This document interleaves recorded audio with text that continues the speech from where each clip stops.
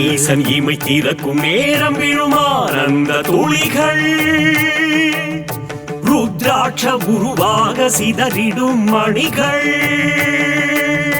எரிமலையானதே பெரும் நெருப்பு பொறிகள் குளிர்ந்திட உருவான சித்தன் வாழ்குகைகள் குளிர்ந்திட உருவான சித்தன் வாழ்குகைகள் அண்ணாமலை திருவண்ணாமலை என் உடல் உள்ளே அனலான அண்ணாமலை அண்ணாமலை திருவண்ணாமலை என் உடல் உள்ளே அனலான அண்ணாமலை